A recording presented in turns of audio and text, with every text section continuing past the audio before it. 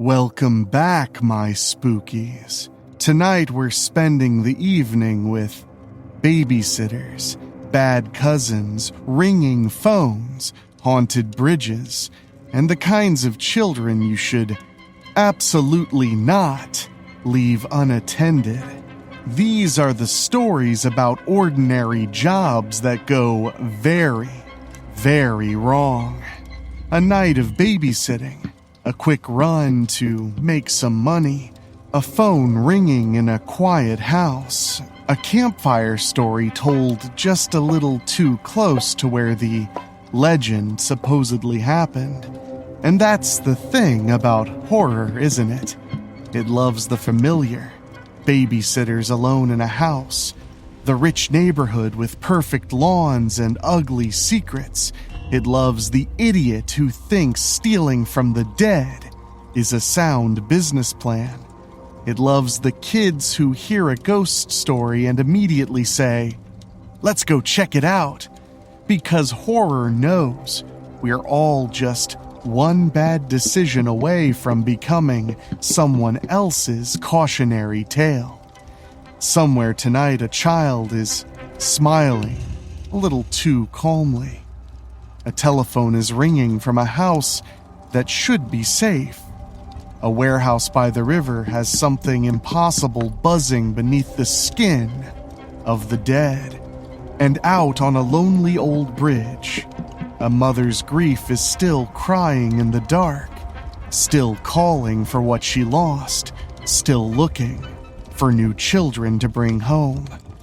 So lock the doors, check on the kids, and make sure you're subscribed because we bring you a brand new horror story every Wednesday. Now let's begin. Angel in Babysitting by Rob Fields. 1 week ago. Raylan Smith had the pizza in her hands when she came back inside. "Are you sure you're okay with me babysitting tonight?" she asked Shelby Phillips, who was sitting on the couch playing video games with Douglas Kazmierak. "Why should I mind?" Shelby replied. "Well, we were supposed to have a double date tonight," Raylene said apologetically. "Hey, we both make good money babysitting," Shelby reminded her. "Besides, it's not like we're going to a concert or anything." Raylene laughed a little. "Good point. Anyway, thanks for coming by and keeping me company tonight." Then Douglas spoke up. "What, am I too much for you, Raylene? You know what Uncle Jeffrey would say if he knew you and your friend were over here?" Raylene looked at the 10-year-old boy. "I thought you liked playing video games with Shelby." Douglas pointed at Raylene. "But you're supposed to be here with me, by yourself." Raylene sighed. "Come on, Douglas, I even ordered your favorite pizza, and you know Uncle Jeffrey said no pizza. It was that, or I tell him you're letting your friends hang out here at his house," he threatened. Shelby turned to him now. "I can leave, Douglas." "I just wanted the pizza," Douglas replied. "Don't worry, Raylene, I won't tell on you. I'll tell Uncle Jeffrey I ordered it when you weren't looking." Raylene raised an eyelid. "Promise?" Douglas smirked. "Have I ever lied to you?" "I need to use the bathroom," Shelby said. "I didn't get to shower after track practice." Raylene smiled. "Go ahead, honey, you know where everything is." Shelby set her controller down. "I'll be back in a few, Douglas, then we can play some more football." "All right," he cheered.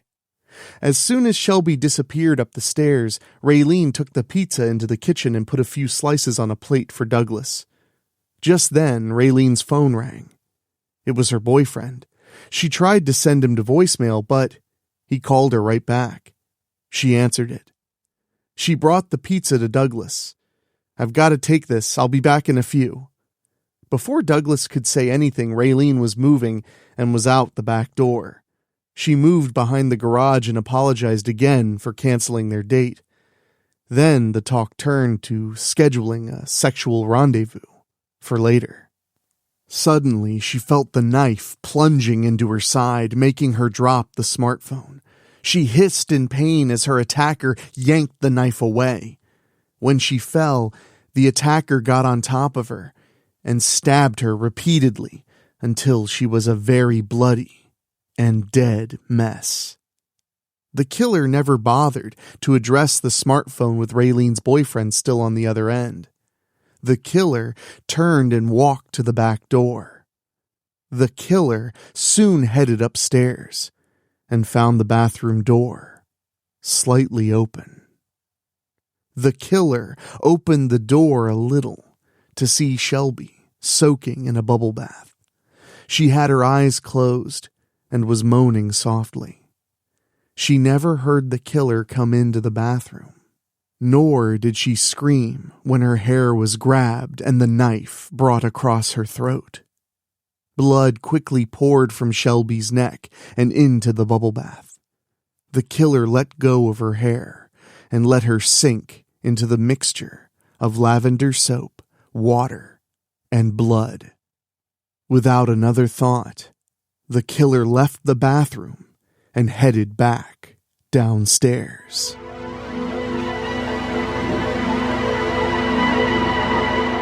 One week later. It's Saturday morning. I should be back at my dorm with my boyfriend, Drake.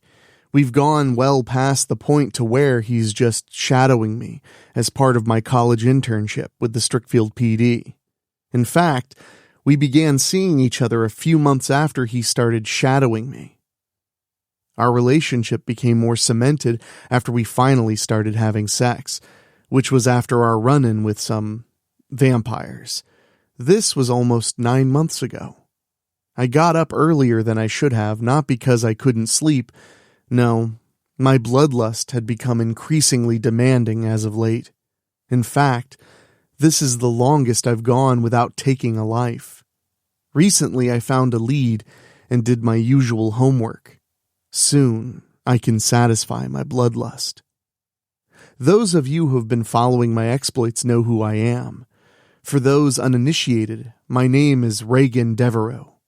I'm the serial killer your society has labeled the Angel of Death.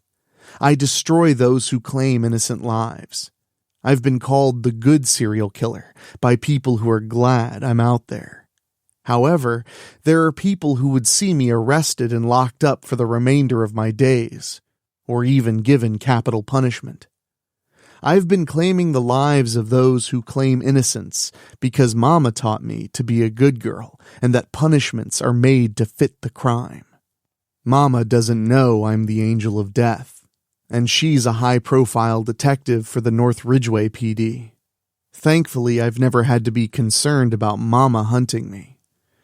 My boyfriend, on the other hand, Detective Drake Kazmarak, requested to be transferred to Strickfield PD from Erie City upon deducing that the Angel of Death was located here. As it turned out, I claimed a woman named Annie Judge. She used to be someone special in Drake's life.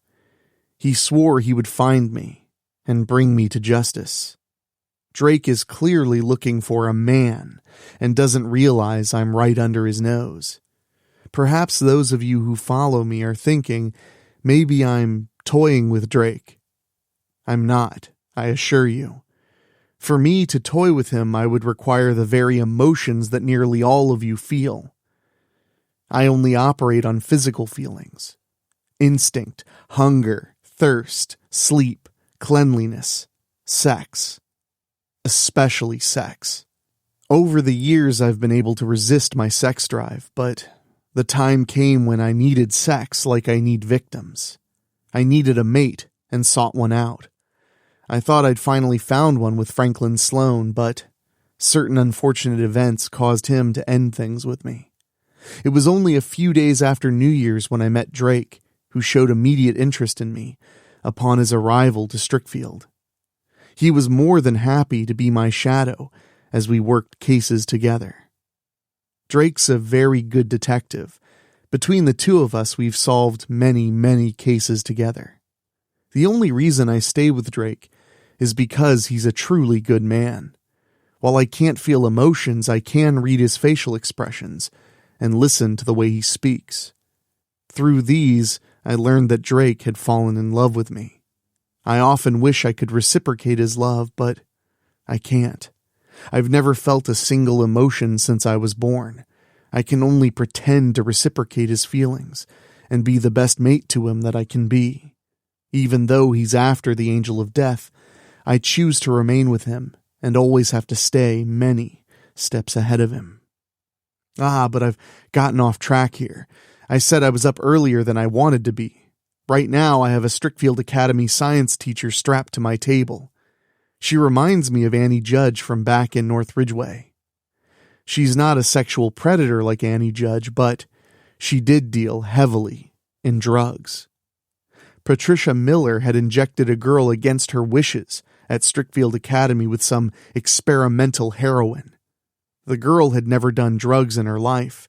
Not only did the shot get her quite high her first time, but she became very sick and died. In doing my usual homework, I got a hold of Miller's smartphone and hacked it to find the last bit of crucial evidence that would condemn her to me. I slap Patricia Miller to wake her up. When she sees me standing above her, she screams for me to untie her. She can scream as much as she likes. We're secluded enough to where nobody will ever hear her. When I decide I've had enough of her mouth, I direct her attention to the pictures I've got taped to the walls. Lisa Marley wasn't the only high school girl that Patricia Miller killed with her drugs. I found similar evidence on other victims also. You've preyed on innocent girls who could have gone on to have long and fruitful lives, Patricia Miller, I say. I've compiled evidence for at least 5 girls you've killed. There may be more, but I don't have the time to keep compiling evidence when you continue to poison more girls with your shit. I hold up her smartphone. The police will find the rest of those victims here. Patricia looks annoyed now. Am I supposed to start crying and tell you how sorry I am? Do you have any idea how tired I was of seeing these little bitches getting everything handed to them on a silver platter? She gasps when I show her a series of syringes. You've got the pictures, you've got my phone, you've got those needles. What more do you need, you little bitch? It seems you don't understand, Patricia Miller, I reply. This is how justice will be administered to an unfeeling predator, such as yourself.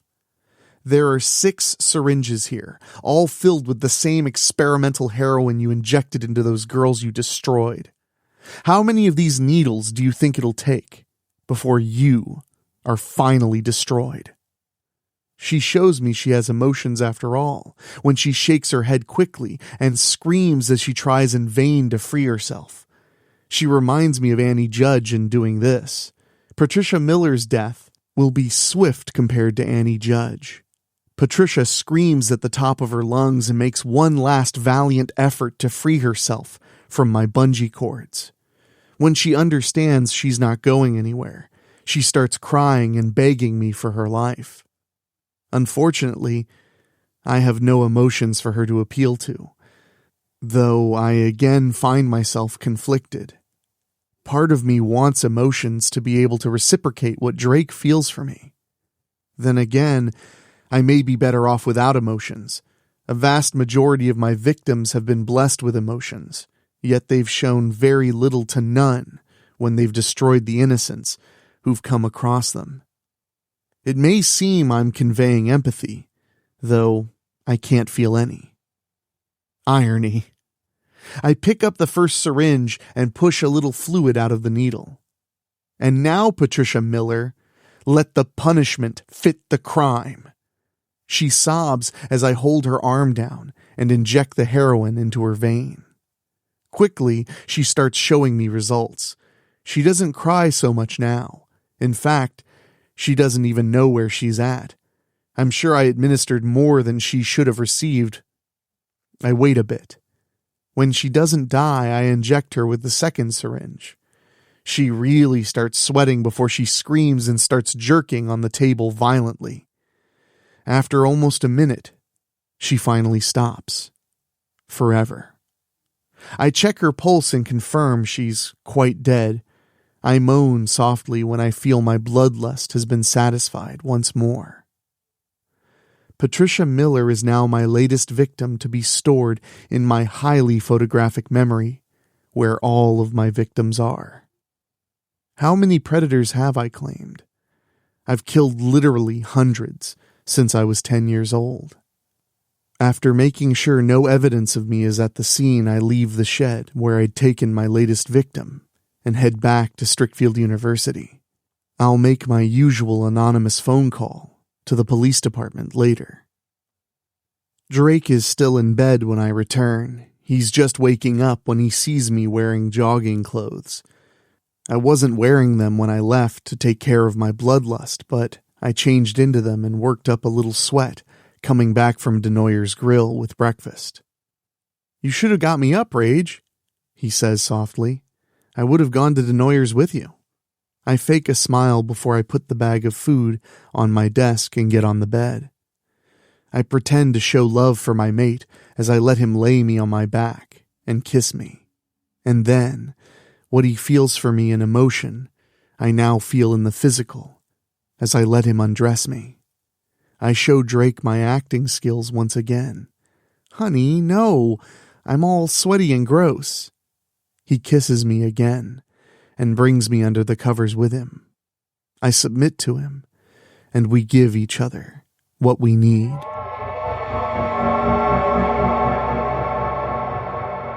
Later that afternoon, Drake and I shower and leave my dorm. We stop by his apartment so he can get his wallet. When he brings me into his bedroom with him, I'm wondering if he wants to make love again. Then he regards me and eases his arm around my waist. "Move in with me, Rage," he says. Really? The truth is, I just didn't know how to respond to that. Ever since Drake and I started seeing each other and spending our nights together, I've never pressed so much as a single issue with him. I've observed how many things happen with couples and relationships. The only reason I've basically delegated everything to Drake is because of my lack of emotions.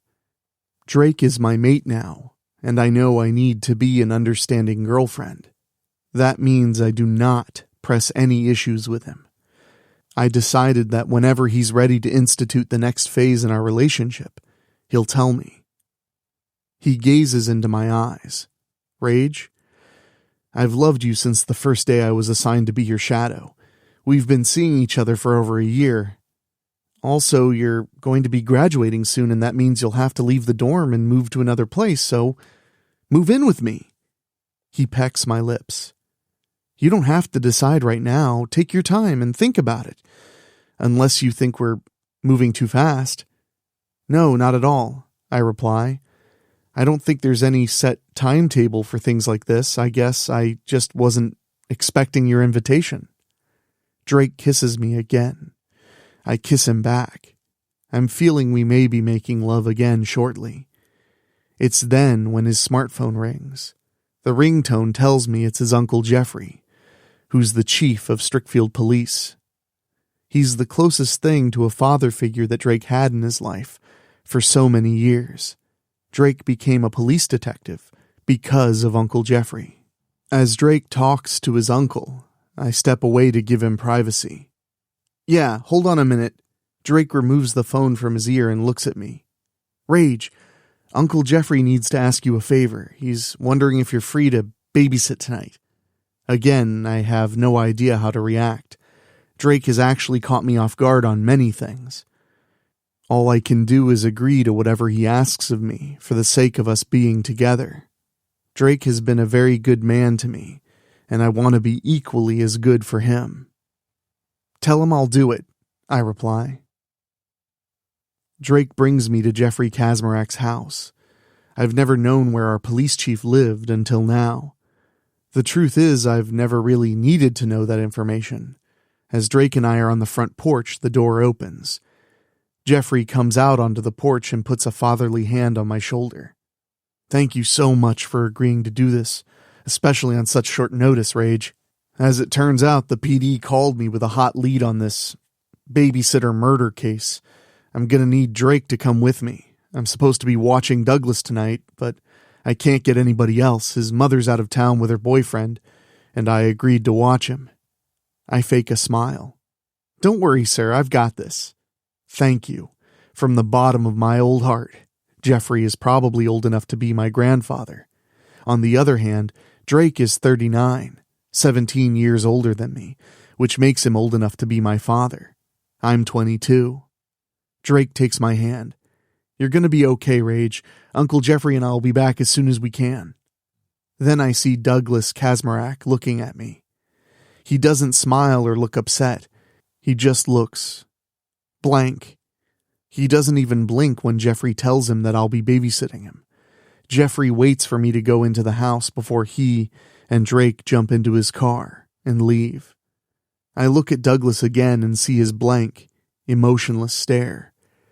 And then the serial killer in me begins to question things. Perhaps I'm reading into things I shouldn't, but I did say I was 10 years old myself when I started claiming predators. So, what would you like to do? I ask him. Douglas looks at me for a while longer before he turns and heads to the stairway. I follow him upstairs, keeping my distance. He goes into the room Jeffrey prepared for him and closes the door. I know I shouldn't invade his space, but I just can't stop thinking about his blank stare. I'm sure I was just as blank when I was starting out. I leave Douglas alone and go back downstairs. I look around the house to become more familiar with everything. Thanks to my photographic memory, I now know every room in the house aside from the guest room Douglas is in and the attic.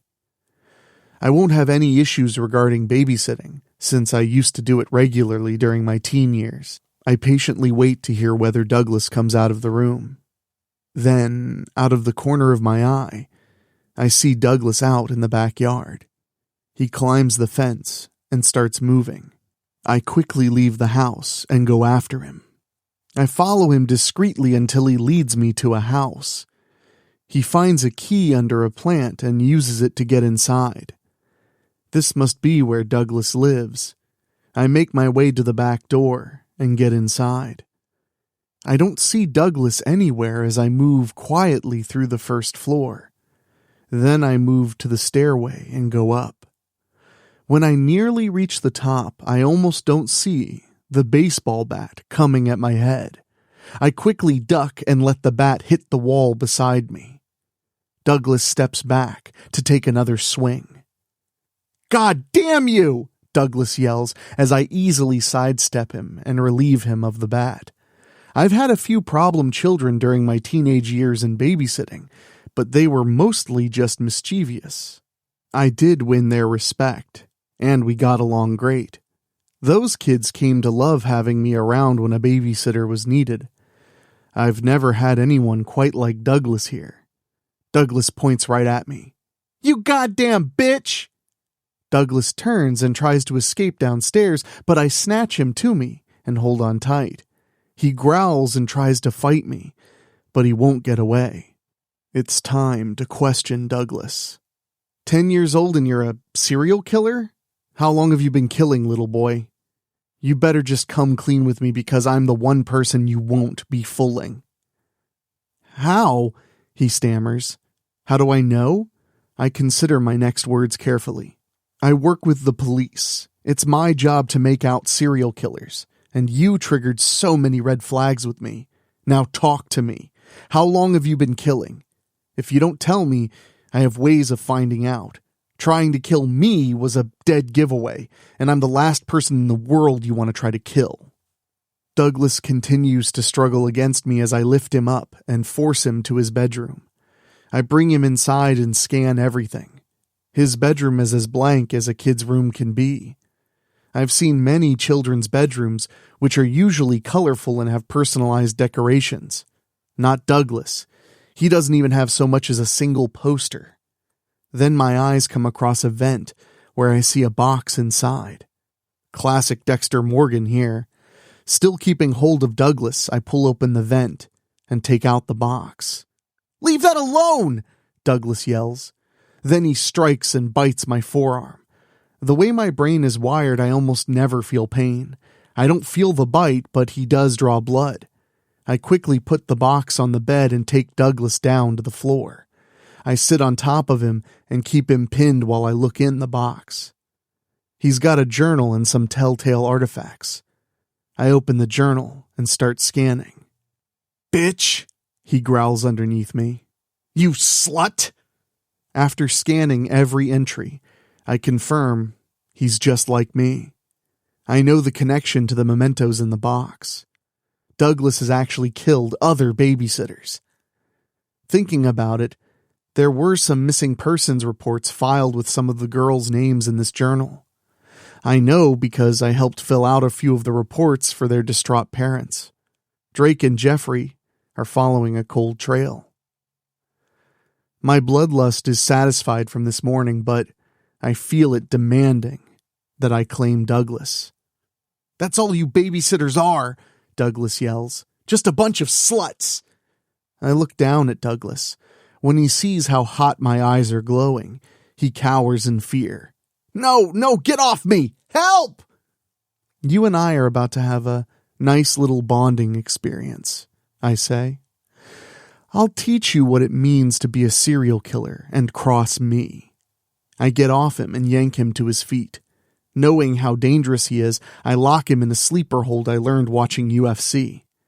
When he's sound asleep, I lift him into my arms and take him with me. Douglas shows me he's awake when he starts moving. "What the?" He struggles and finds he's quite bound. Even my patented bungee cord technique works on children. I decide to remove his blindfold. "You!" Douglas yells. "I'll kill you!" He cries out in fear when he sees my glowing eyes again.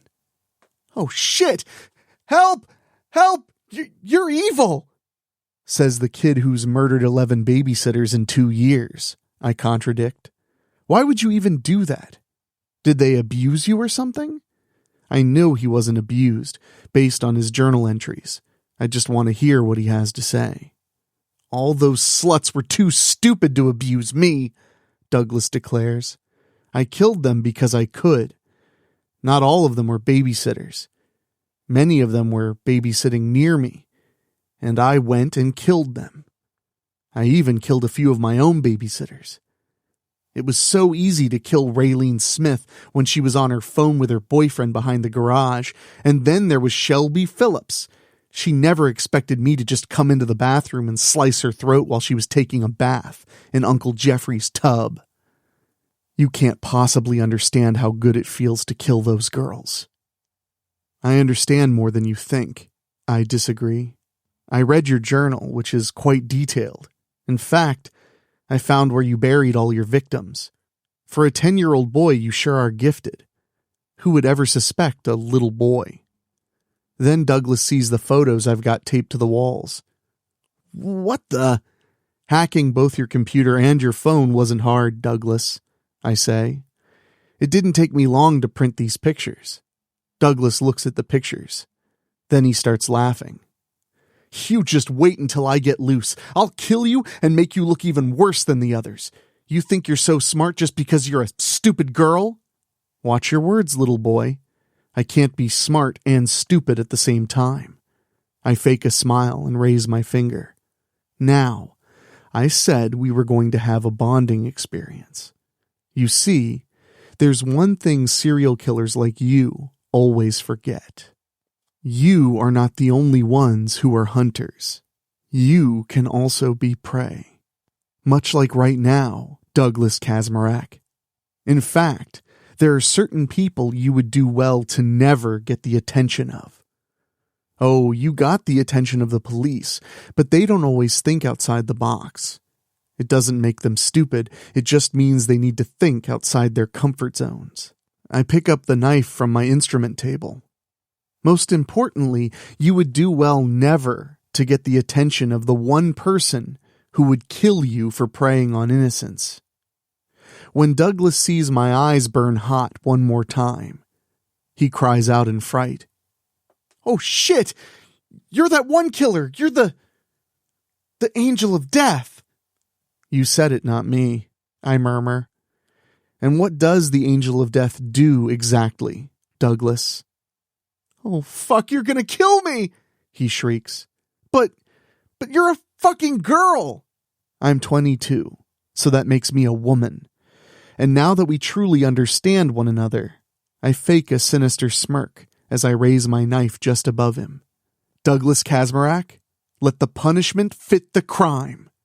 Douglas screams as I slam the knife down hard and fast, making a huge impact. Drake and I are at his apartment a few days later.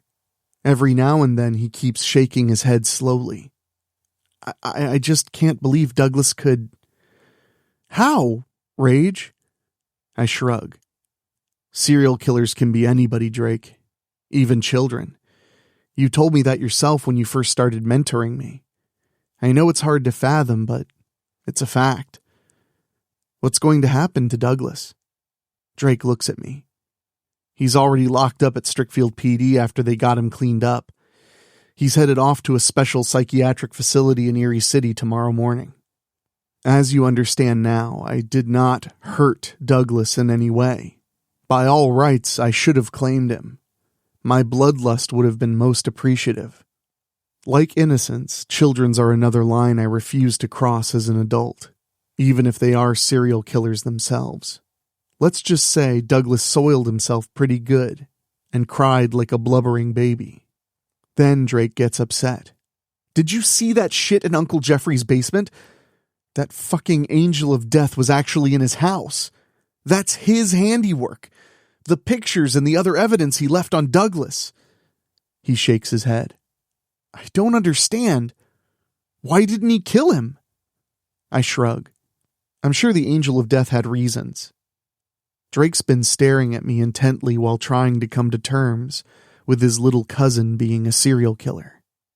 We've been sitting on the couch together all this time. Then Drake moves to me and pulls me into his arms. We share a passionate kiss. When we stop, he looks deep into my eyes. I can't stop thinking about what might have happened, he tells me. When I saw the bodies of those girls being dug up. Rage, I kept thinking, what if Douglas would have killed you? He didn't, I reply. I'm right here in front of you. You're talking to me. You just kissed me. Drake really takes a long look into my eyes now. Rage, I love you. You're a good woman, and I just can't see a world without you in it. Then he kisses me again, a much longer one this time. When we stop, he looks into my face again. Marry me, Reagan Devereaux. Once more, Drake has me at a disadvantage with my complete lack of emotions. He's just initiated yet another step in our relationship. Yes, Drake, I reply. Yes, I'll move in with you, and I'll marry you, if that's really what you want. More than anything, he assures me. He gets off me and lifts me into his arms. From there, he carries me to his bed.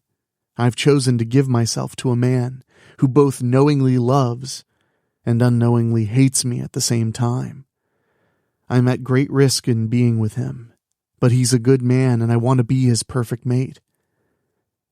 But I'll never truly be perfect. Not as long as I'm broken and defective. There are lines I will never cross as a serial killer, but now I know I will do whatever I must to protect you, Drake Kazmarek. I can't love you, and maybe I never will, but I've committed myself to you, body and soul. Perhaps this is as close to love as I'll ever be able to achieve, especially when all I feel is constant numbness. I know the day will come, Drake, when you'll wish to destroy me, regardless of how you feel for me. I will die to protect you. This is my promise to you. Now and forever.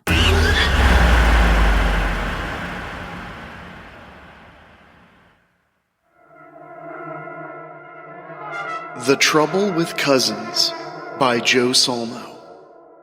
What the fuck, Jimmy? Get your dick out of there, I said, covering my eyes. My damn cousin would fuck anything. What's the problem? She don't give a care. She's dead. Jimmy said back, zipping up with a look so far from shame I almost thought I was in the wrong. She can't give no consent when she's dead either, I replied, shining the flashlight into his unshaven face. Can't we just finish what we came here for? This is what I'm here for. You're disgusting, you know that? Look, just let me finish up with... Jimmy looked at the toe tag. Jane here, and I'll carry everything back myself. I even got a few Clorox wipes wadded up here in my pocket. I'll clean up after myself. You're a sick motherfucker, I said, shivering in the freezer with the cadavers. I couldn't believe his premeditated chicanery. Cousin, you're just jealous because I have a way with the prostitutes they scrape off the street and store for me in this freezer, Jimmy said, unzipping again. They practically melt for me, you know. Christ, I see too much of my cousin's penis. I don't know what a normal amount is, but this has to be an abnormal amount. Where did I go wrong in life? A few mental health damaging minutes later, I had my cousin's rucksack filled with the creme of the crop. Organs, limbs, nothing but the best for the doc. The pay was enough to keep us in blow and horrors of the living variety. I shone the flashlight at the exit door, silently motioning for Jimmy to exit the building. How much is it per boob? Jimmy asked, hefting the weight of the bag on his shoulder as we crossed the parking lot.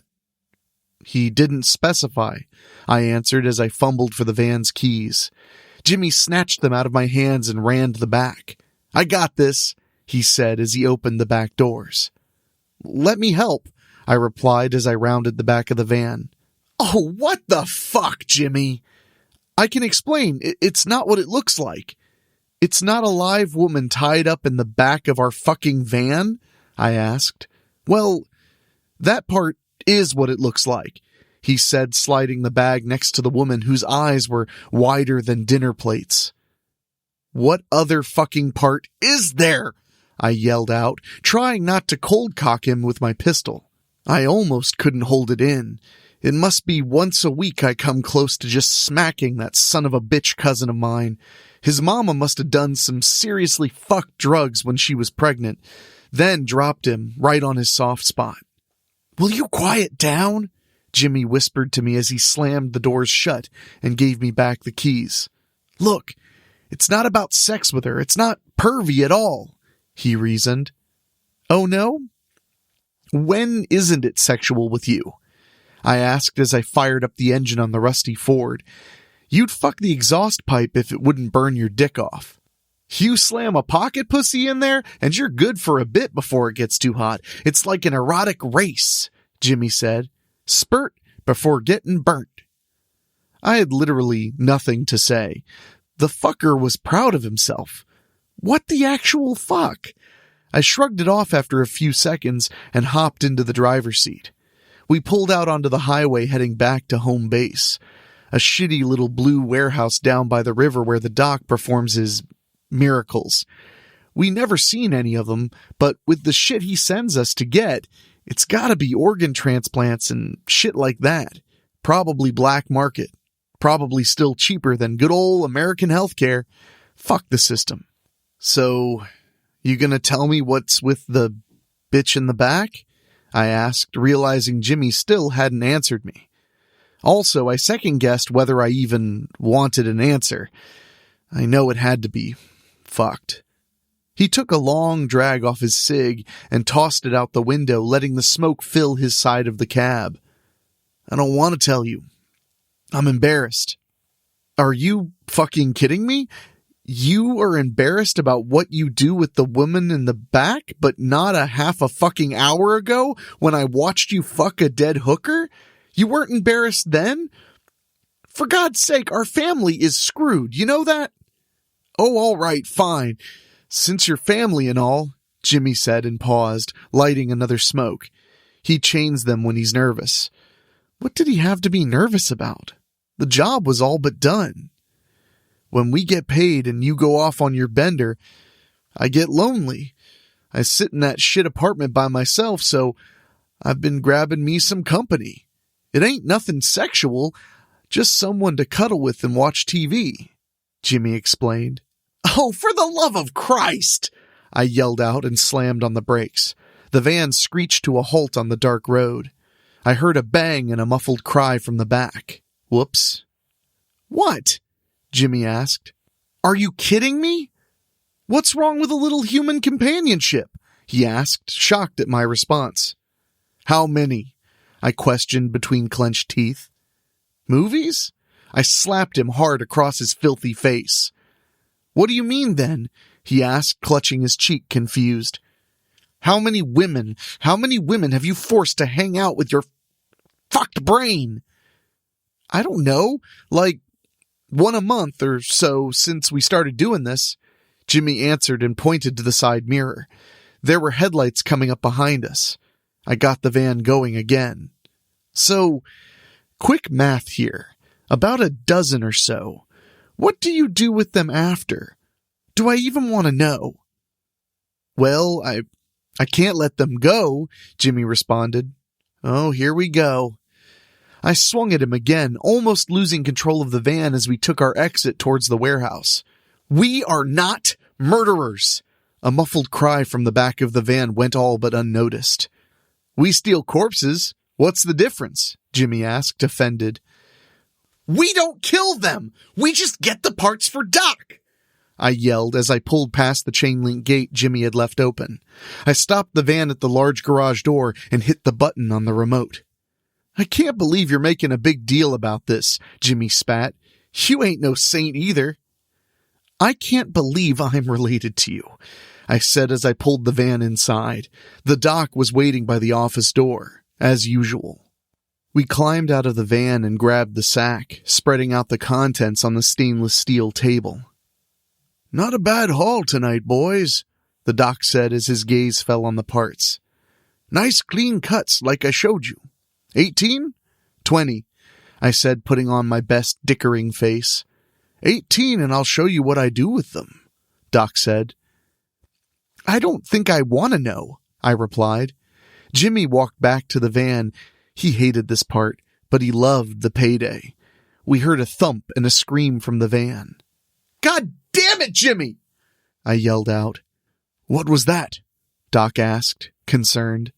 Just then, the woman came around from the side of the van, clutching her head. Blood flowed down over her face into a crimson mask. She stumbled a few steps and fell to her knees on the concrete floor with a wet, slapping sound. "What is the meaning of this?" Doc asked, taking a step back. Jimmy came around the side of the van with a bloody tire iron. "I'll take care of it." "Wait!" Doc called out. Everyone froze. The only noise were the sobs of the woman. "Did you bring me a live one?" "Well, technically," Jimmy started. 25? I asked the Doc. He looked from me to the woman on the ground and back to me. 22. She is damaged, Doc replied.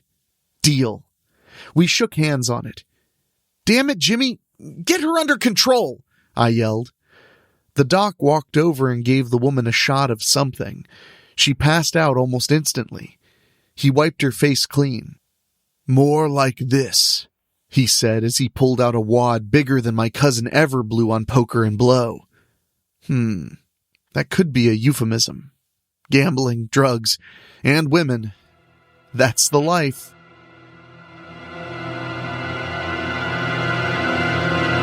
The next few weeks were a blur as we brought the Doc livelier merchandise, and we had so much cash we ran out of mattresses to stuff it in. I got myself a safe deposit box down at the bank and started stuffing some in there. Just a backup in case Jimmy fucks up and I got a bolt on the idiot. Things were going great. Until it weren't anymore. It was raining hard, and Jimmy picked me up from my new apartment. The van had a leak in the roof about a foot from the back door, and it pinged annoyingly as it struck the metal floor. The van was cleaned right out. Nothing back there except an old milk crate we kept ratchet straps in. "Where are we headed tonight?" I asked, shaking the cold from my bones. I wondered how many more years of this I got in me. I should have enough money to head south and live on the beach. "Down to Mill Street. All the best whores are down that way. We haven't hit it since the first week," No one should be suspicious, Jimmy said. It's amazing how the dynamic changed in our relationship. He knew his shit when it came to grabbing a woman no one would miss. Hell, I think he was born for this job. A regular people person, my cousin. We pulled the van around the corner from this greasy biker bar with a generic name like Mad Mike's or some dumb shit like that. The woman paraded up and down the block either working for the bikers or trying to earn their gas money. We looking for a redhead tonight. He asked for one specifically, Jimmy explained as he lit up a cigarette. How do we know if they're natural? I asked. Oh, I can tell. Don't you worry, cousin. I rolled my eyes. Hey, hun, you got a dry place to fuck? Came the voice of a young woman almost instantly. She had an umbrella, but it wasn't helping her much. It was broken on one side. I walked closer to talk to the girl, to play the game to get her back to the van and eventually to the dock for a payday. Just then, she dropped to the ground under the blow from the tire iron Jimmy held. I glanced around. What the fuck, man? Relax. It's raining tits out here. No one saw or heard. Grab her feet, Jimmy ordered. Think about what you just said. Raining tits.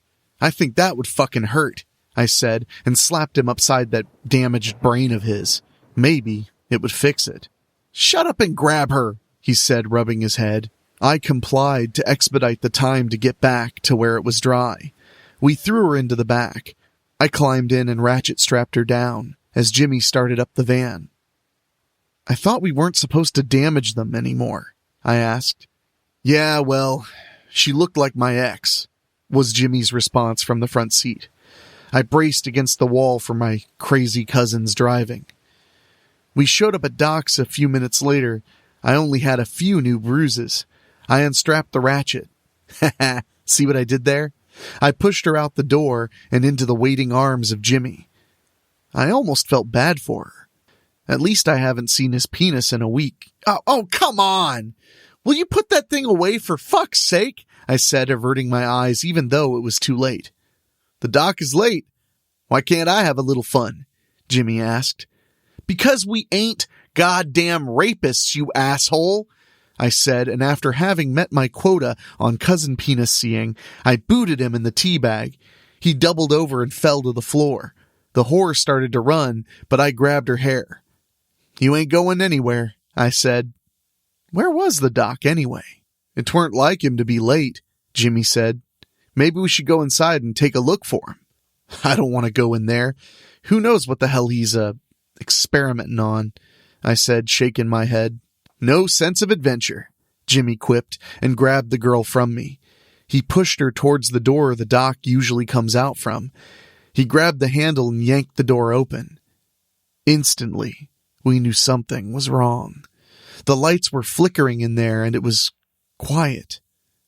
Too quiet. Even quieter than that. So quiet a deaf man could hear you fart a silent one. That's a saying, ain't it? The woman stopped a few steps in. We crowded up next to her to take in the scene. Tables were overturned. All kinds of medical stuff littered the floor. It was a fucking mess. Oh, and there was the doc. You okay, Doc? I asked, taking a few steps forward and bending down. He wasn't moving. I think he's dead, Jimmy said, pointing to the holes in his chest and the exploded ears. I guess I should have started with that. He was fucked up. The woman screamed behind her duct tape and tried to leave.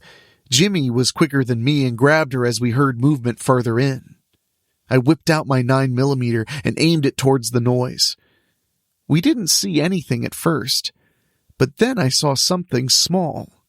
Something insignificant. Is that bees? I asked. About a half dozen or so took flight across the room and came right for us. The woman wrenched free and tried to run again. Jimmy should have hit her in the legs instead of the head, for Christ's sake. The bees streaked past us and entered the woman's head through her ears. A loud screeching noise came from within and grew second by second. It was almost too much to bear. We clutched our ears and dropped to the ground as we watched the woman's ears begin to bleed. The shrieking stopped as her eardrums exploded in a spray of blood out of each side of her head. She fell to the ground and the bees began to swarm around the corpse. Jimmy and I booked it towards the door to escape. Jimmy was first and tried to close me in with the what the fuck do I call them? Banshee bees? Bansh bees? What the hell was the doctor into? Jimmy locked me in, the bastard. I had to run the other way, deeper into the warehouse. I slammed the door behind me. I didn't have any bees following me, so I was safe for the moment. I could hear Jimmy trying to get that piece of shit old Ford started. We really should have gotten a better collection vehicle with our money. "Jimmy, you fuck! I hope they sting the fuck out of you!" I shouted in his direction. I passed table upon table of the doc's work. Body pieces sewn together, jars of things, some of them moving. I tried to ignore those. There was some disturbing mad scientist shit happening. I mean, besides the screaming bees. That sounds like a band name. Another door blocked my path. Through the little glass pane, I could see an exit door. I was almost out of here. Then I tracked down that cousin of mine and beat the shit out of him. Everyone has to have goals, right? I reached for the door as I heard some buzzing behind me. I twisted quickly and saw a sight I never expected. Bees began to burst from the flesh of all the body parts. The doc must have used the bodies as some kind of a birthing hive or something. I don't know how bees work. Soon dozens of them were buzzing around the room, getting closer and closer to me. I grabbed the first thing I could find to fight them off and swung the object. It kind of made me laugh, using a severed arm as a fly swatter. With a loud slap, the arm came down on one of those stainless steel tables, crushing two of the bastards. This was downright inefficient, I thought. I gave up, tossing the arm at the swarm and diving through the door. The small room on the other side was dimly lit from a grimy window.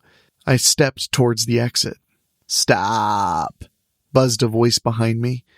I turned as the hair raised on the back of my neck. In front of me was the doc. "I thought you were dead." "No. Reborn," he buzzed. I saw in the shadowy light hundreds of bees crawling over his flesh, burrowing in and out. He seemed oblivious to it. "Doc, I gotta run. Jimmy is waiting for me. We got some hot dates lined up," I explained. He didn't seem to care. He stepped an awkward step forward. That's when I noticed his eyes were gone. Just dark holes, full of bees. "Join us," the voice rumbled in his chest. When he opened his mouth, only bees fell out. This was by and large creepier than anything Jimmy had ever subjected me to. "Really, I gotta go," I said and reached for the door. A few dozen bees got between me and the door, and I took a step back. Panic began to set in. "Join the hive. Be one of us. The glorious hive mind." "Quit pawing my leg," I quipped, thinking myself clever, but it looked like I was the only one. Bees circled back around B-Doc and crawled over and into his flesh. Just then, a crash made me drop to the ground and piss my pants. Or did I piss them first? Either way, there I was lying on the ground covered in piss and debris as that piece of shit Ford crashed through the wall and smashed into B-Doc and pinned his carcass against the wall. Jimmy climbed out of the cab with a bent, lit cigarette in his mouth. The bees emerged and started to swarm around Doc's corpse. I got up and tried to wipe the debris from my damp pants with some dignity.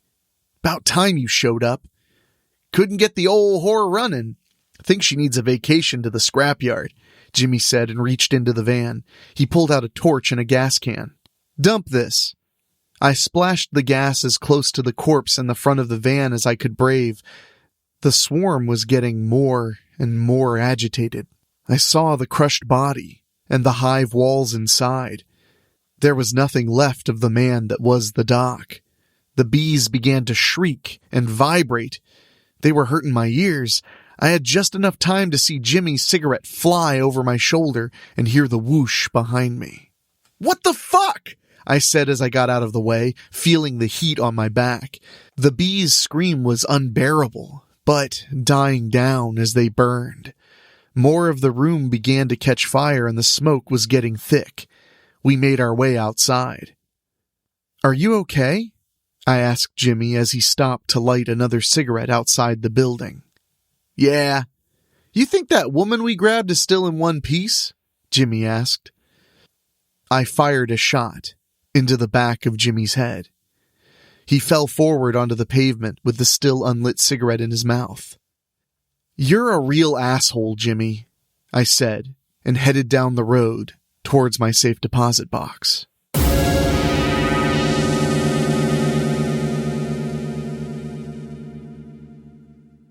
The Babysitter by Rob Fields. I'm walking down Sheffield Avenue, which is located over in Strickfield Commons. As I'm looking at all the beautiful homes that line each and every block, I remember that everybody and anybody who lives in Strickfield knows that this is where the rich people live. Further down this street, I can see the wall that surrounds the properties where all of those Mirrans live. It must be nice to have the kind of money that they've got. They sure don't have to take babysitting jobs just to be able to make money. "Kelsey?" a woman calls out to me. I quickly come out of my thoughts and turn to see Mrs. Nancy Marsden standing in the front door of the house I'm supposed to be babysitting for. "Sorry, I guess I got lost in my own thoughts," I say to her in my mousy voice. She gives me a little smile. "Well, come on in. My husband and I are getting ready to leave. We were just waiting for you." I turn and walk to the front porch. I walk up the steps, and Mrs. Marsden steps aside to let me come in. This house always smells like potpourri. Definitely a pleasant smell. This beautiful house isn't one of those mansions the Mirrans live in, but I would live in a house like this if I had that kind of money. The potpourri smell is overtaken by the smells of something savory, which makes my stomach growl. Then Jonathan Marsden himself comes out of the kitchen. "Kelsey, glad you could finally make it." Aren't you two going out tonight?" I ask. "Oh, we are," he says. "I'm actually putting dinner on the table for you and the kids." One of the perks about babysitting for the Marsdens? They feed me real good. Either they give me money to order something to have delivered, or Jonathan makes dinner. I take off my coat and let Mrs. Marsden have it. Then I go into the dining room and see 3 very nice turkey dinners on the table. "I've got to take good care of you, Kelsey, since you take good care of our kids," he says with a wink. "Sit." I go and sit at the table. Then the 2 children I'm babysitting come in and sit. Stephen and David are across from each other, 9 and 10 years old. They both give me those dirty looks. "Can't you get a better babysitter?" Stephen complains to his dad. "Yeah, she's such a nerd," David adds. "Kelsey wears those stupid glasses, and she can't even play video games that good." Jonathan gives them a gentle sigh. "Now, you two, Kelsey takes good care of you both, doesn't she?" They give me their dirty looks again. As you can tell, they really don't like me that much. Still, they can't tell their dad that I hurt them in any way. No, I treat them with kid gloves and pretty much let them do whatever they want. When the kids don't reply, Jonathan tells us to go ahead and eat. Nancy comes into the kitchen. "We'd better get going, dear. We don't want to be late." "Right," Jonathan agrees. When Nancy leaves, Jonathan comes up behind me and pats my shoulder. "You've got this under control, as always. I'll pay you when we get back. You'll probably get a bonus, if there are no issues." Jonathan and Nancy leave. Now it's just me and the kids. They start giving me a hard time again about my glasses and how I suck at video games. Then Stephen tells me the only reason their dad hires me to babysit them is because he says I'm a cute little thing. Then David tells me I look like a little girl. I sure wish my body would have developed as much as my brain. They're right when they say I look really young for my age. I've been told that I look like I'm 12, when I'm really much older. I can't even get into an R-rated movie without having my ID with me. After we finish dinner, I go ahead and do the dishes. The kids are running around and acting like kids. I have to tell them to settle down. When I'm done with the dishes, I join the boys in the living room. Then they attack me and start wrestling me. I end up getting a little rough with them, not enough to hurt them, of course. In time, I get them to sit down and we watch a couple of movies. Their choices, of course. When it gets to be around 10 o'clock, I tell them it's time to head upstairs and go to bed. Of course, they always have to ask me if I can let them stay up a little later. I bend a little and give them another half hour. Then I finally make them go upstairs. In fact, I make sure they're both in their pajamas and getting into bed. One other time before, I caught them messing around in their parents' room. Don't even think about raiding any of the other rooms up here, I tell them. I can hear you downstairs and I'll be up. Yeah, you're just waiting for Dad to get home, David quips. Well, yeah, I say. He's got to pay me, right? And then you can show him your boobs, Stephen teases. I open my mouth wide. Stephen, you are much too young to be talking about things like that. I point at the both of them. Now get to bed. Remember, I'm downstairs and I'll hear you if you're messing around up here. And if I hear you, I'm coming back up here and killing you both. They both give me pouty sighs and finally get under their covers. I wait a bit before I turn out the light and head back downstairs. I sit in a recliner and turn on the TV. I turn the volume down enough so I can hear it and not disturb the kids. There's a news program that shows the Staten House, which is just a few blocks away, still here in Strickfield Commons. A reporter is talking about a murder that happened there just last night. Turns out the 3 children who lived in that house were all murdered violently. They've been reporting on a lot of kids being murdered in the last few months. They obviously haven't caught whomever did it. I click the remote and try to find something to watch. It's one of those nights where nothing's on. I adjust my new glasses and wish I hadn't broken my other ones. I guess that's what happens when you get careless, right? I turn off the TV and pull out my smartphone. Just as I'm about to mess around on it, I hear the telephone ring.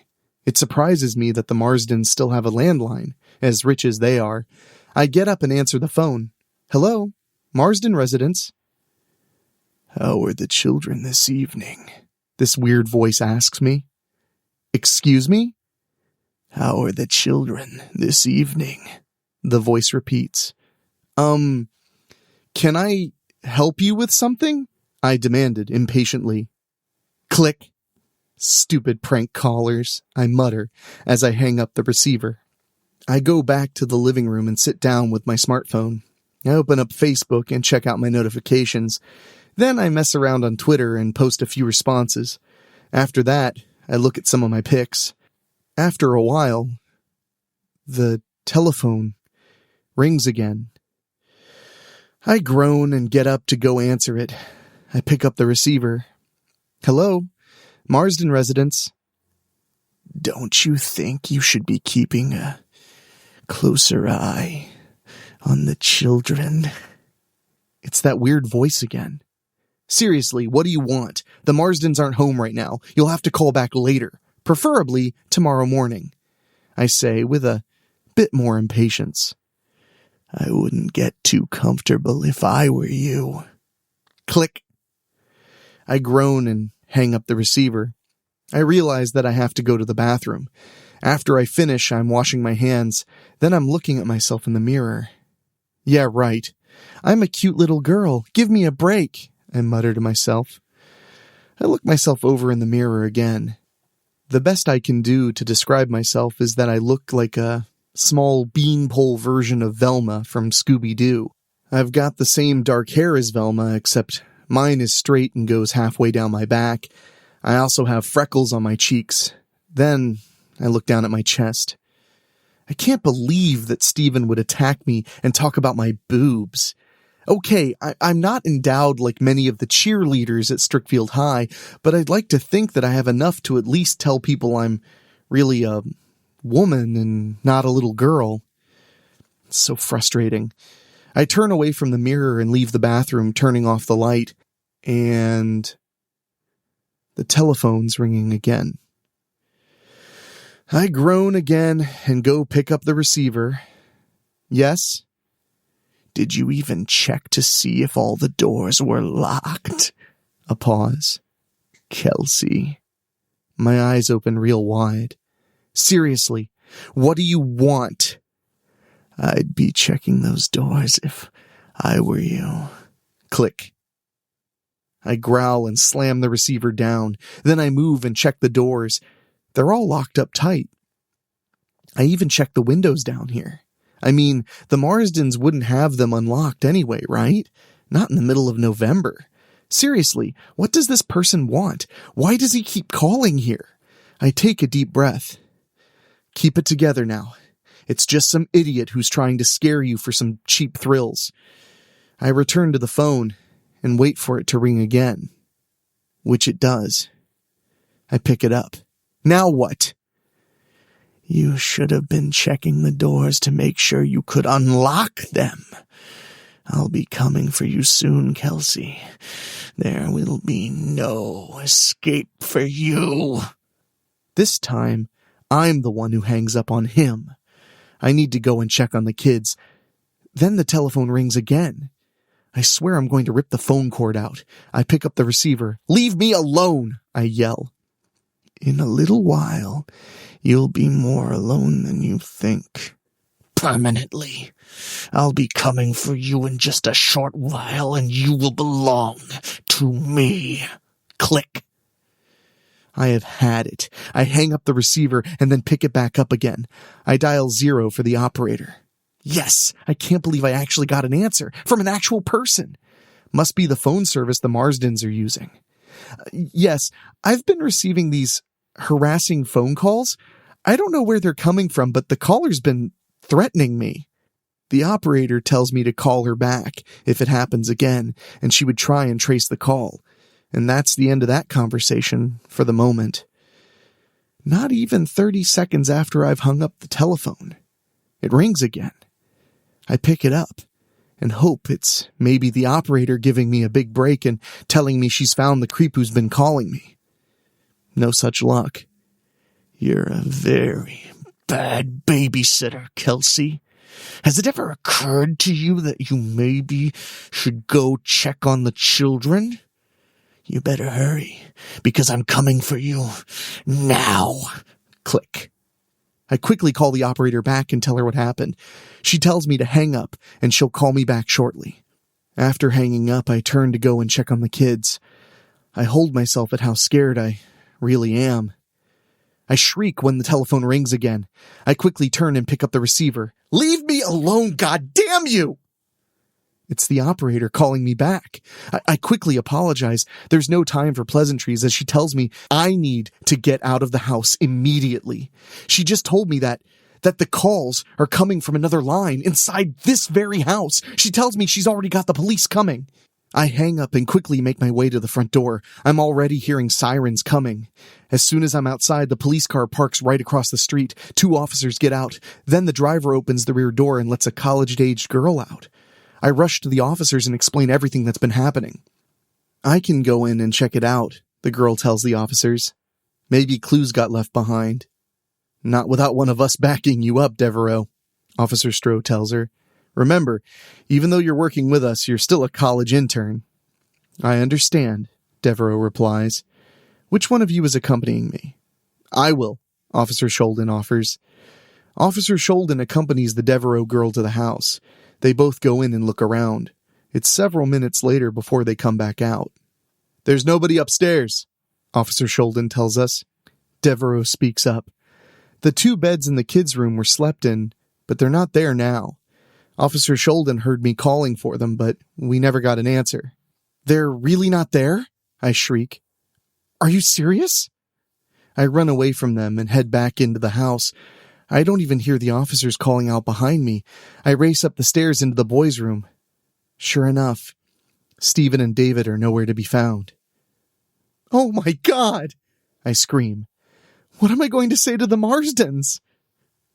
It's a little after 1 a.m. when I cut through a yard and walk into the wooded area between there and my house. Boy, did I ever hear it from the Marsdens after the police called them and got them to come home. Needless to say, they refused to pay me. How did somebody just come inside the house and take the kids like that? How? I'm halfway through the woods when I hear some twigs breaking, just behind me. I gulp and turn in another direction. Seriously, who did I piss off? Who wants to kill me? Where did I go wrong? I run out of the woods and back out to the well-lit streets. I keep moving and know I'll be home soon. Just then, a car pulls up to me. The passenger window rolls down. It's Devereaux, that police intern. Are you all right, Kelsey? She asks me. You want me to take you home? I don't mind. I look back in the direction of the woods and know that I don't want to face down that creep if it turns out he really is following me. Without a second thought, I open the door and get in. After pulling the door shut, Devereaux starts driving. Thank you, I exclaim gratefully. No problem. I just want to make sure you get where you need to be. I remember who you are now. You've been on the news before. You're Reagan Devereaux. When the cops said you were an intern, I thought your name sounded familiar. You've been helping the police department solve their hardest cases. Why, yes, you're right, she says. I've certainly earned plenty of credit hours, that's for sure. I was just told today that there would be a detective position waiting for me at the Strickfield Police Department after I graduate from the university. I suddenly feel sad. Too bad you couldn't solve what happened to Stephen and David. There's a brief silence. Then Devereaux talks to me. I wouldn't be too worried about the Marsden kids. When it comes to them, they're just fine. In fact, there's really no mystery to solve regarding them. I'd be willing to bet that they're explaining everything to their parents right now. But, make no mistake, Kelsey Bishop, you are in a world of shit. I told you I'd be coming for you. I gulp as she reaches into her jacket pocket and pulls out something that looks like a little speaker. Then she says into it, "Didn't I, Kelsey?" It sounds just like the voice I heard over the phone. She drops the voice changer. And now, you belong to me. And before I can do anything, Devereaux lashes out fast and punches me hard in the face. Hard enough to knock me out. I wake up and look around. I find that I'm secured to my dining room table. Then I recognize where I'm at. The next thing I know, Reagan Devereaux comes into the room from the kitchen and is looking right at me. She looks so evil. I'm so scared now. What do you want with me? I cry. Why are you doing this to me? What have I ever done to you? Reagan pulls up a chair and sits down beside me. Let's answer those questions, shall we? First question, what do I want with you? Answer, to punish you most severely. Second question, why am I doing this to you? Answer, because punishing the wicked and the corrupt, such as yourself, is what I was born to do. Final question, what have you ever done to me? Answer, nothing to me personally. However, you made the most unfortunate mistake of attracting my attention, Kelsey Bishop. Reagan stands up. So tell me, how does it feel to make the news? How does it feel knowing that you've viciously murdered so many children? I didn't, I start to protest. Reagan raises her hand sharply to quiet me. My proof. She turns to a little table she's got set up that has multiple instruments on it and picks up a pair of broken glasses. She has plastic gloves on her hands. Recognize these? You should. They're yours. I discovered them at the last crime scene, which was just last night at the Staten House. I could have easily handed these over to the police. They would have fingerprinted them and found you themselves. But I decided that you should be next to satisfy my bloodlust. Of course, to make sure that I have sufficient evidence, I must make sure that you're 100% guilty before I pass a sentence. After secretly conducting my own investigation, I discovered one commonality with all of the child murders that have been happening here at Strickfield Commons. You. In every interview that the police conducted, each parent said that you were the babysitter at each of the murders. You see, I'm there at each crime scene when the parents are being questioned. Remember, I work with the police. I'm not just there to gain credit hours. They rely on me to help them solve cases. Not to brag, but I do make the papers quite a bit with this beautiful brain of mine. On the one hand, I gain honor for solving the cases. But what the police don't know, that you are finding out, is that I make the papers in a second way. Her stare is really scaring me now. I'm also known as the Angel of Death. Your society has labeled me as a serial killer. Perhaps I am, but you certainly are. Why would you kill children? They're still innocent and haven't tasted corruption. Yet, you viciously slaughtered them without a second thought. Please, Kelsey, enlighten me. Why children? She raises her finger. And stop denying it. I found blood on those broken glasses and did a match with one of the victims. It's definitely not yours, but the true evidence is indeed in your fingerprints, and your name isn't really Kelsey Bishop. It's Mindy Arkham. You escaped from the Glenview Correctional Facility, which isn't far from North Ridgeway, where I'm from. You're much older than you appear, and I believe your true age is actually 28. Now I'm very angry. Those fucking brats deserved everything they had coming to them. Why should they get to grow up in luxury while I was forced to live in poverty? All their parents do is leech off of us and ordinary people. We bite away, we fight and claw, and we can never get ahead. Because fucking rich people make sure we're put in our place. My mom gave up and blew her fucking brains out when she realized she couldn't afford to care for me. I bounced around from one foster home to another. I got the living shit beat out of me from one home to the next. I finally saw what I needed to do, and I started taking my revenge. You're right. I am 28, but I'm small enough to look like a brat, so I used that to my advantage. I made myself look like different little girls and took babysitting jobs for rich families so I could just fucking kill their brats and make their parents pay for putting me where I am now. I even steal their cash they have laying around when I find it. There. Is that what you wanted to hear? Reagan gets up and turns on some more lights. She's got photos taped up all over the dining room. So many photos. All of them are kids I've murdered over the years. She raises a mini recorder and turns it off. I turned this on once I saw you were going to confess. The police will find this here when they find your body. She puts a note on the recorder that says, "Play me," and sets it down. I also see my smartphone.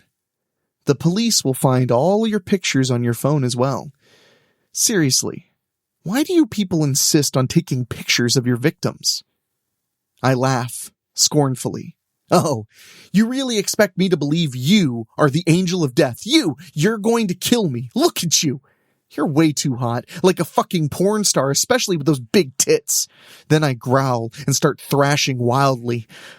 Struggle all you want, I hear Reagan say.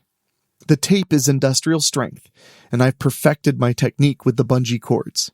You're staying right on that table, Mindy Arkham. And this is where the police will find your body. And yes, I am going to kill you. I must. I look her over again. It finally registers that she's wearing a rubber apron. She's even wearing a fucking bathing suit underneath. Oh, you finally noticed the swimwear, Reagan says. Killing you is going to be quite messy, but this is how it has to be. Reagan takes a huge cutting knife off her table and approaches me. Oh God, why does she scare me so much with the way she looks at me? She's fucking pure evil living in this beautiful girl's body. Wait, I scream. You have to tell me what happened to Stephen and David Marsden. I looked in their bedroom and they weren't there. You said they were both still alive? You owe me that before you kill me. Reagan shakes her head. I owe you nothing. except for the death you so deserve for each and every one of those children that you murdered in cold blood. All you need to know is that I will leave you in the very same way that you left all those kids. After that, I'll take a shower and put my clothes back on. When I'm long gone, I'll make my usual anonymous phone call to the police department to let them know where to find you. It's time to satisfy my bloodlust now." I shrieked as she raises the knife above me. "And now, Mindy Arkham, let the punishment fit the crime." And then I scream as the knife comes down and plunges deep into my stomach.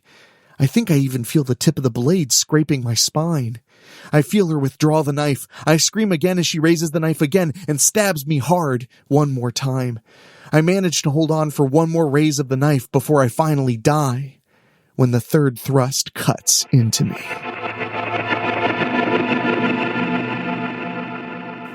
I stabbed Mindy Arkham a few more times before my bloodlust was content at knowing that I'd claimed her life. Then I proceeded to keep stabbing her, and making her look as bloody and horrific as she had made each of her child victims look, before their parents had found them.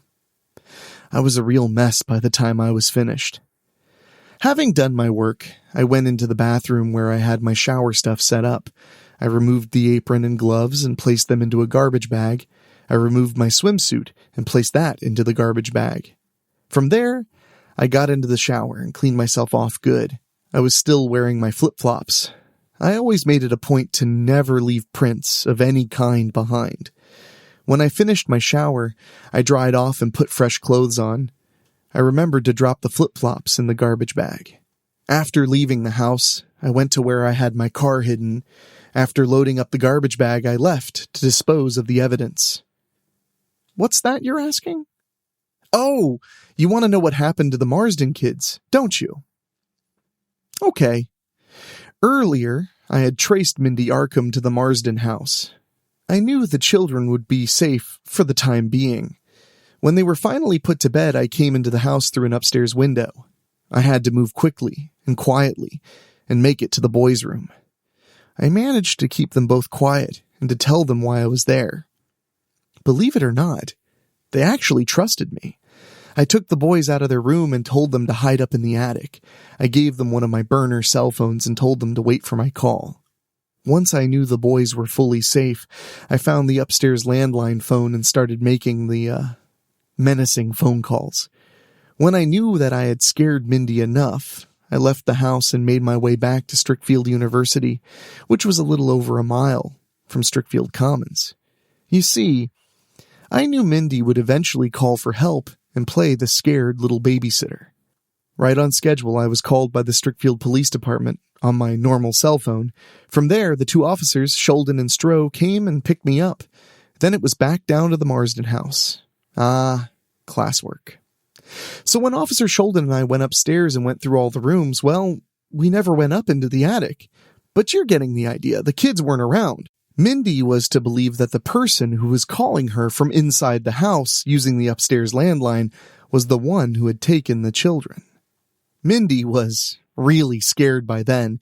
She must have figured someone was out to get her because she played the scared victim very well when she tried to explain to the Marsden parents what had happened. Anyway, after the officers dropped me back off at the university, I went to my car and went back to Strickfield Commons. On the way, I called the boys and told them they could come out of hiding and go find their parents. The boys would never know my identity because I was wearing a mask. The phone I gave them was an untraceable burner. I found Mindy and picked her up, and you know the rest of the story from there. As for me, I'll just have to dispose of the evidence of my involvement in Mindy's death. Then I'll head back to my dorm and go to bed. Having said that, I bid all of you good night.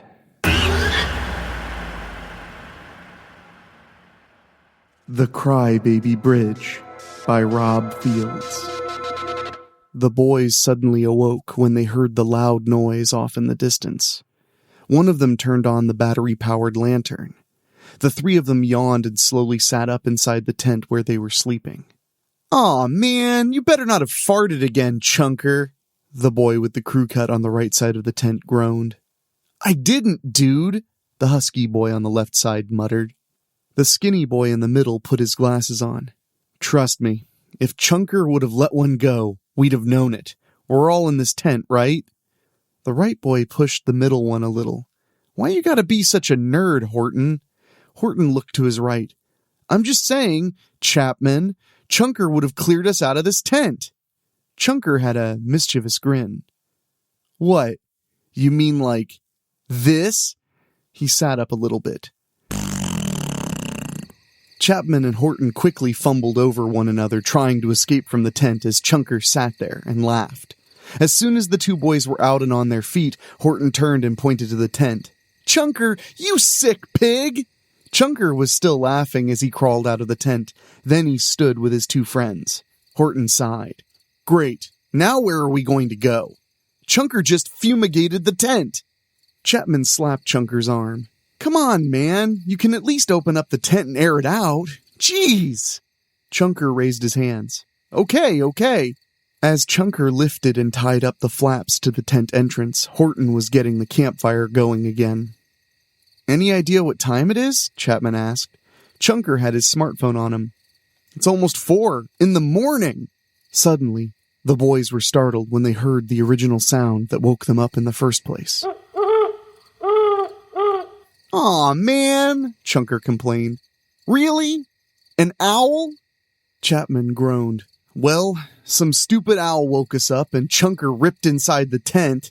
What are we going to do now?" "Hey, maybe we can sit around the fire and tell more ghost stories," Horton suggested. "Like we did last night." "Sounds good," Chapman said. "Yeah, why not?" Chunker agreed. The other boys joined Horton, who began first by telling the urban legend of the gang high beam initiation. When he finished, he stressed that it actually happened on the other side of Strickfield, over along Township Road 113. Chapman spoke up. "Yeah? Well, I heard a story about this college couple that got murdered in an apartment just near the dorms." He told the story as best he could recall hearing it. Then he finished by saying, "It was said that the roommate came back the next morning and found their bodies.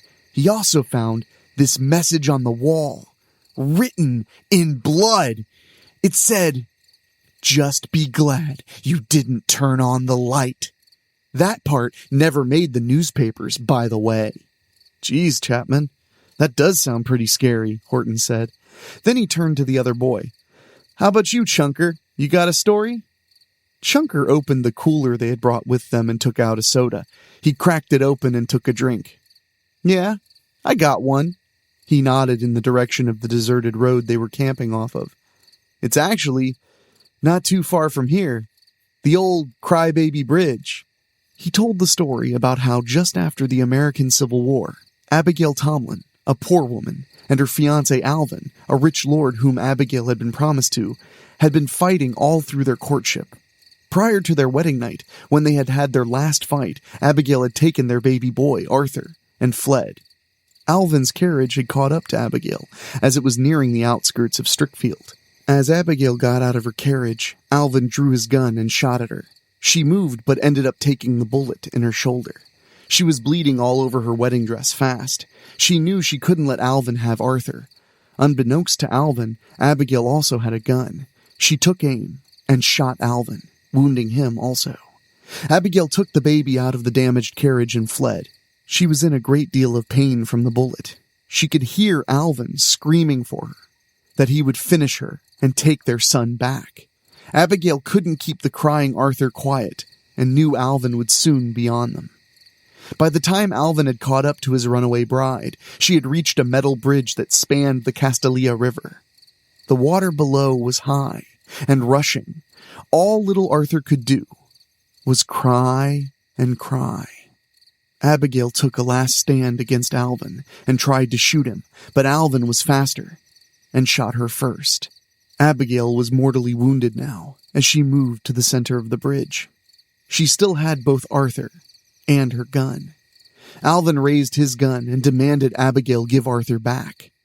When she wouldn't, he shot her one last time. Abigail fell over the side of the bridge and into the raging river. with baby Arthur still cradled in her arms. Both she and the baby disappeared down the river. A search was conducted by the authorities of many neighboring towns and villages. The bodies of neither Abigail Tomlin nor Arthur were ever found. Now, if you go near that same bridge, the one over on Indian Hollow Road, this road, Chunker looked from Horton to Chapman and back again. Just wait a little while. You just might hear the sounds of little baby Arthur Tomlin, crying and crying. That's why it's called the Crybaby Bridge by the people who've told the story over the years. Chapman had his arms folded in front of him. You really expect us to believe that, Chunker?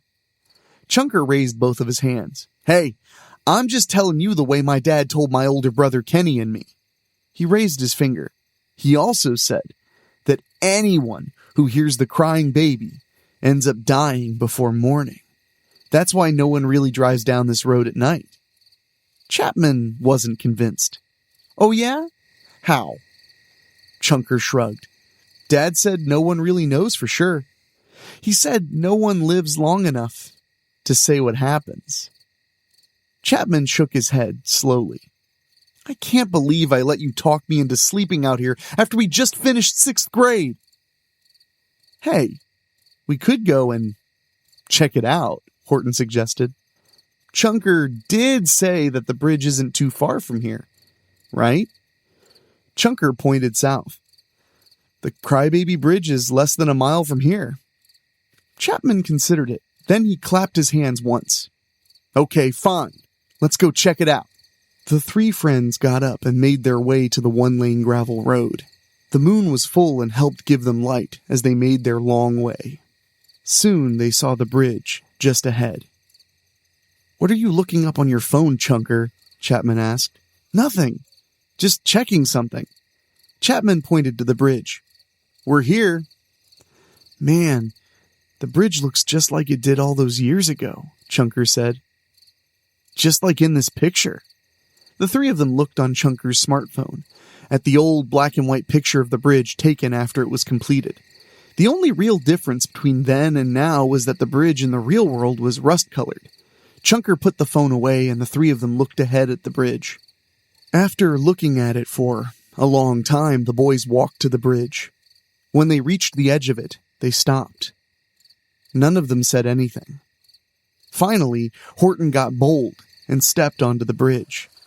Chapman wanted to protest, but then he saw Chunker was stepping onto it. Chapman groaned and followed Chunker.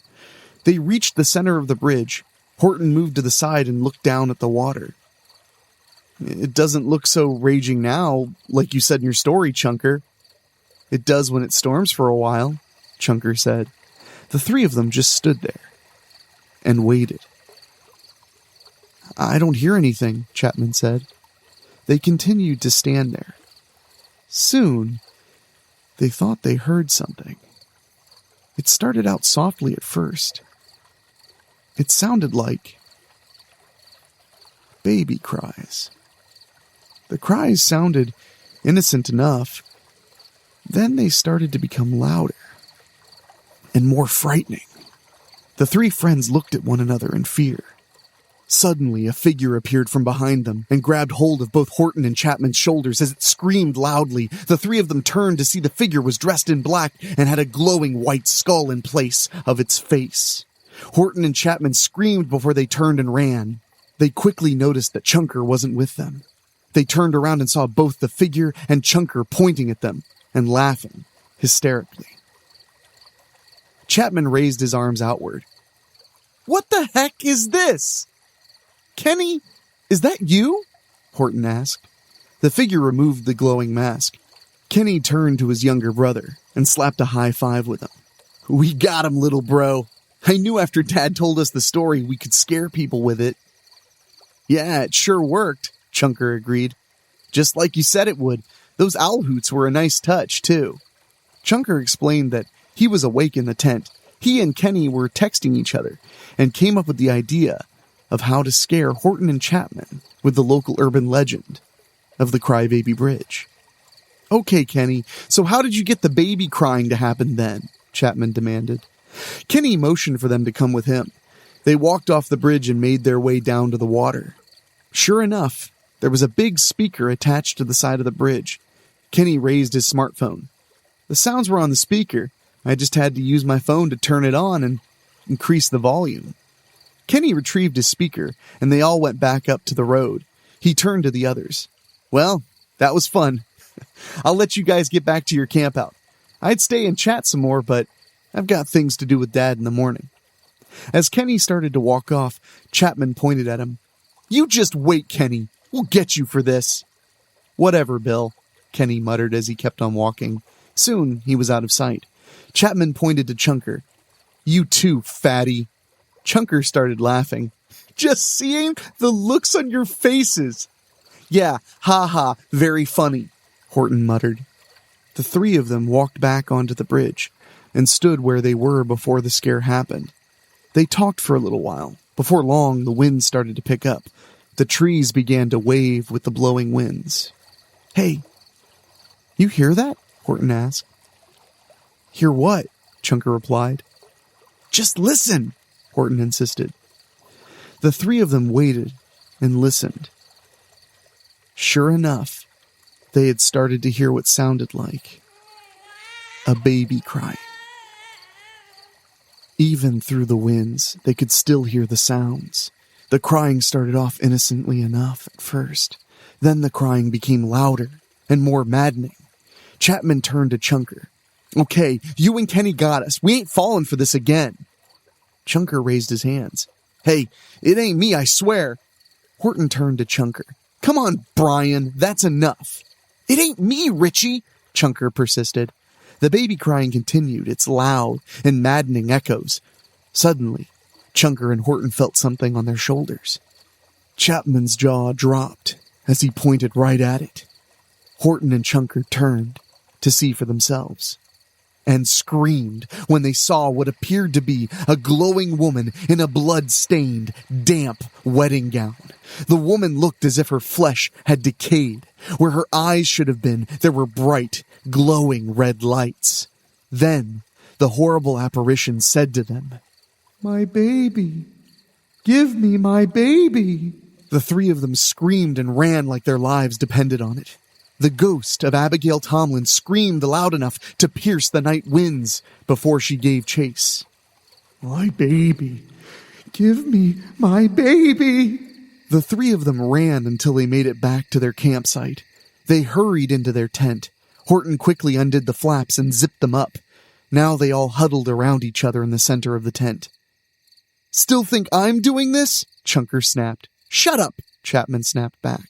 In the tent, they could hear the wind whistling and blowing harder. They wondered if the tent might be whisked away somehow. Suddenly, the front of the tent just flew open. The boys screamed again as Abigail Tomlin looked in. My baby! Give me my baby! Skinny little Richie Horton scurried out of the tent and cried out as he ran. As the ghost turned towards him, the other two escaped and ran after him. They knew they were being pursued again. If you will not give me my baby, then I shall claim the three of you as my children. There's no escape. To Chunker's surprise, he was able to keep up with Horton. Oh man, I swear, I'm gonna go on a diet if we live through this. Shut up and run, Horton cried. They ran further up the road until they came to a nearby farm. Chapman pointed to the barn. We can hide in there. There's nowhere to hide, my children. Come to Mother. It was getting harder and harder to run in the blowing winds, but they finally made it to the barn. They all climbed in through a window. Chapman quickly felt a wooden ladder step and started climbing. The others followed him until they were up in the hayloft. And then, Come on, Chunker, not now, Horton groaned. Aw, man, Chapman cried and waved his hand frantically in front of him. Seriously? I can't help it. I'm scared, Chunker admitted. Come out, wherever you are. The boys continued to hear the wind blowing and howling. They weren't sure if the ghost came into the barn. Suddenly, they got their answer as the barn doors literally flew off their hinges and were swept away by the high winds. From the hayloft, they could see Abigail Tomlin seemingly floating along the ground inside. The boys were hiding behind pillars and piled up hay. The ghost looked from one direction to the next. "It's time to come home now, children. Mother will take good care of you all." Horton had to stop his teeth from chattering, but he had much to scream about when Abigail Tomlin was suddenly up in the hayloft with them. "Found you, my children. Now, it's time to come home." The boys didn't even think about it. They just screamed and ran right off the hayloft. They didn't realize they were falling until they were about halfway down. The only thing that saved them from serious injuries was the full hay wagon they had fallen into. They climbed out and ran back out of the barn. They tried to run north, but the winds were too much, too strong to run in that direction now. They were forced to turn and run south again. They ended up running until they realized they were nearing the Crybaby Bridge again. As they started to cross the bridge, the boys knew they couldn't run anymore. They were tired and exhausted now. As they turned around, Abigail Tomlin was almost upon them. "I tried to escape with my baby. My tyrannical husband-to-be sealed the fates of both myself and our baby. So many years ago." She pointed at them. "Now, I claim you three as my children. Don't despair. You won't remember what it means to live. After a time." The boys knew they couldn't run anymore. But then, something happened. The winds began to calm down. Horton pointed to the east. "Look!" The others looked to see the first rays of the morning sun. "No. No! Not when I'm so close to having my children again." With renewed strength and hope, the boys turned and ran again. Abigail Tomlin howled with rage and gave chase. But as the sun continued to rise, the boys were widening the distance between the ghost and them. The last thing they heard before Abigail Tomlin disappeared was the deafening howl of defeat. The boys made it back to their campsite and found that their stuff was everywhere. Even the fire had been blown completely out. "Man, I can't believe that actually happened," Chapman stated. "You got that right," Chunker agreed. "I guess now we know what happens, don't we?" Horton said simply. "Hey, guys, we actually lived to tell about it." Chunker shook his head. "I ain't saying nothing about this. Who'd believe us anyway?" "But if we don't say anything, someone else will meet Abigail Tomlin," Horton stressed. The boys talked it out and ultimately agreed to keep what they had experienced to themselves. They packed up what was left of their camping gear and headed for home. But were the boys really able to keep their secret to themselves? Because it wasn't too long after that they had all just disappeared without a trace. The Strickfield local legend has it that on dark nights, just like the one the boys had experienced, you can still hear their cries for help. If you drive to Strickfield, go to the Crybaby Bridge on Indian Hollow Road at night and just remain there. Only for a while. Well, my spookies, if you made it through tonight, go ahead and check the locks just one more time. Not because it'll help, just because it gives your hands something to do. Tonight we spent time in the kind of horror that wears a friendly face, the kind that answers the door with a polite smile, that looks like a harmless kid or a nervous babysitter, or a useful cousin, maybe an urban legend, a prank, a phone call, a job. And then the mask slips. That's what makes these stories so nasty and so much fun.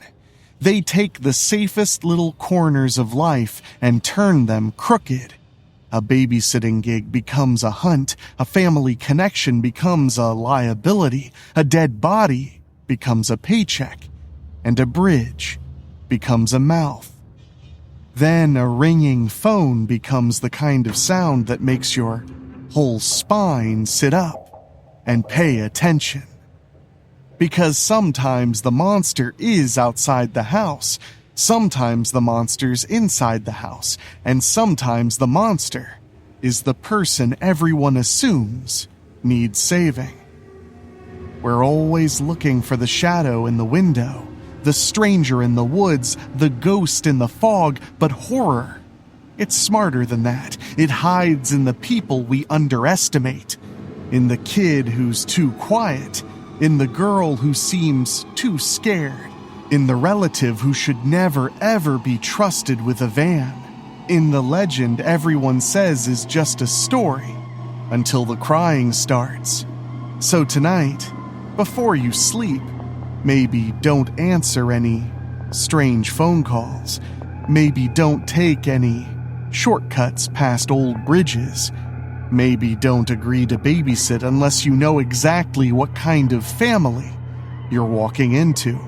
And if somebody tells you the call is coming from inside the house, they mean it. But also remember, that still doesn't mean you know who the killer is. Until next time, stay creepy, my spookies.